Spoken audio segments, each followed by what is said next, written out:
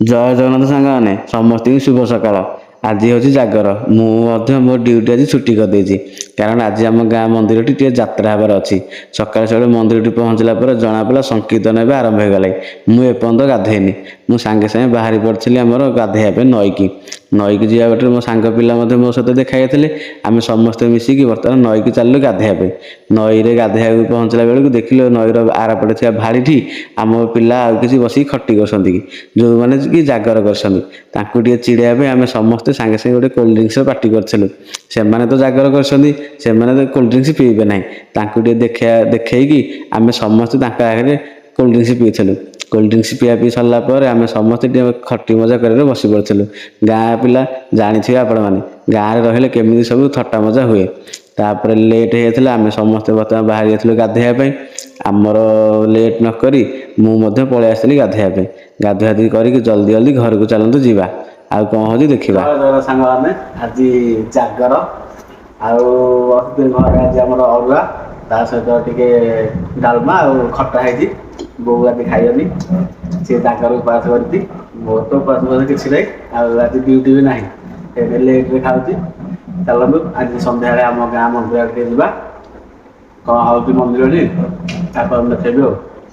ସାଙ୍ଗମାନେ ବର୍ତ୍ତମାନ ସମୟ ଆସିକି ହେଇଗଲାଣି ସନ୍ଧ୍ୟା। ମୋ ବୋଉ ଯେହେତୁ ଜାଗର କରିଛି, ସେ ମନ୍ଦିର ଠିକି ଜାଗର ଜାଳିବା ପାଇଁ ବର୍ତ୍ତମାନ ବାହାରୁଛି। ଘରୁ ବାହାରିବା ପୂର୍ବରୁ ଘରେ ଠାକୁରଙ୍କ ପାଖରେ ଗୋଟେ ଦୀପଟିଏ ଜାଳିକି ସିଏ ଏବେ ବାହାରିବ ମନ୍ଦିରକୁ। ଚାଲନ୍ତୁ ବର୍ତ୍ତମାନ ମନ୍ଦିରଠିକି ଯିବା। ମନ୍ଦିରଠି ଆମର ଯାତ୍ରା ହେଉଛି, ଯାତ୍ରା ମଧ୍ୟ ଟିକେ ଦେଖିବା। ତା ସହିତ ଲୋକମାନେ ସବୁ ବସିକି ଜାଗର ଜାଳୁଥିବେ, ତା ଟିକେ ଦେଖିବା। ଏମାନେ ଆମ ଯାତ୍ରା ଯେଉଁ ହେଉଛି ମନ୍ଦିରଟି, ସେ ଜାଗର ଯାତ୍ରାର ସବୁ କମିଟି ମେମ୍ବର। ତାଙ୍କ ପାଇଁ ହିଁ ଆଜି ଏଇଠି ଯାତ୍ରା ହେଉଛି। ଏବଂ ଏପଟେ ରାମ ନାଟକ ଚାଲିଛି। ମୋ ସାଙ୍ଗର ଝିଅ ଗୋଟେ, ସିଏ ମୋ ସହିତ ବସିକି ଟିକେ ଖେଳୁଛି। ତାକୁ ମଧ୍ୟ ମୁଁ ଟିକେ ଧରିକି ଗେଲ କରିଦେଲି। ଆମର ଯାତ୍ରା ଏପଟେ ଚାଲିଛି, ଆମେ ବସିକି ଦୁଇ ଜଣ ଏନ୍ଜୟ କରୁଛୁ। ତା ସହିତ ଏବେ ସମୟ ପାଖାପାଖି ଆସିକି ପହଞ୍ଚିଗଲା 12ଟା। 12ଟା ଯେହେତୁ ବାଜିଲାଣି, ଆମର ମହାଦୀପ ଉଠିବା ପାଇଁ ବର୍ତ୍ତମାନ ପ୍ରିପାରେସନ୍ ଚାଲିଲା। ମହାଦୀପ ଉଠିଲା ପରେ ଆମେ ସମସ୍ତେ ଘରକୁ ଯିବା ଏବଂ ଯେଉଁମାନେ ଜାଗର କରିଛନ୍ତି ତାଙ୍କ ଜାଗର ଉପବାସ ସମ୍ପୂର୍ଣ୍ଣ ହୋଇବ। ଚାଲନ୍ତୁ, ମହାଦୀପ ଏବେ ଉଠିଲା।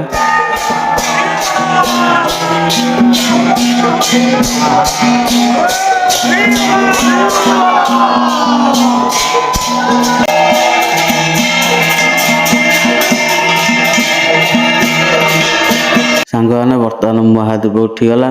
ଆମେ ସମସ୍ତେ ମନ୍ଦିରଠି ହୋଇଥିବା ପ୍ରସାଦକୁ ସେବନ କରି ଏବେ ଘରକୁ ଯିବା। ଆପଣମାନଙ୍କୁ ମୋ ଭିଡ଼ିଓଟି ଯଦି ଭଲ ଲାଗୁଛି ଟିକେ ଲାଇକ୍ କରିବେ, ସେୟାର କରିବେ, ସବସ୍କ୍ରାଇବ୍ କରିବେ। ରହିଲି, ଜୟ ଜଗନ୍ନାଥ।